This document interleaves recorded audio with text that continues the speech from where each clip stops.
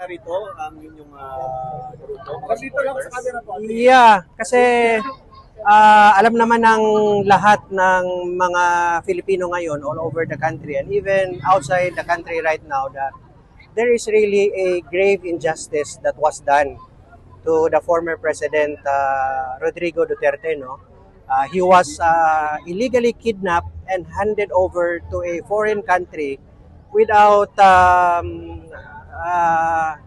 submitting him to local courts. No, so that's why people on the ground, no, without the initiative of without the support of big politicians, no, these are grassroots people right now who are taking this initiative to initiate a signature campaign, no? So can you just imagine, we are going all over the country right now, and we are happy, no, with the result of this because over 1 million signatures have been nakalap natin, no? And we are going to submit that to the Supreme Court because we feel that the Supreme Court right now is the last bastion of sanity in this government, no?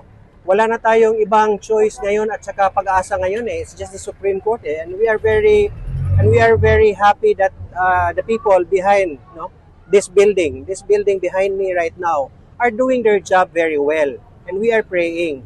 So that's why we are calling on all peace-loving Filipinos right now to support peacefully this initiative na sana mapauwi natin si former President Duterte. He is the most loved, and if I may add, never in the annals of Philippine history na naging ganito ang bansa ngayon. Deeply divided, no?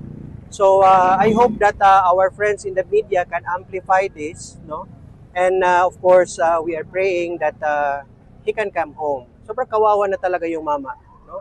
1 million na po. Kailan niyo po isasubmit? Ngayon, as we speak right now, the caravan is on its way here, coming from Liwasang Bonifacio, and in solidarity, we will be submitting these signatures to the Supreme Court. Para naman at least meron namang konting sanity nga, ika nga, no? Meron namang konting semblance of normalcy itong bansang ito, no? To clarify, sir, the signature campaign would urge the Supreme Court to act on the pending petitions. Correct. Yes, to act on the pending because it's a matter of precious time ito eh. Kasi the old man is sitting there, very cold doon sa dahig, no? Sobrang malamig at saka very frail na siya. He could barely walk na.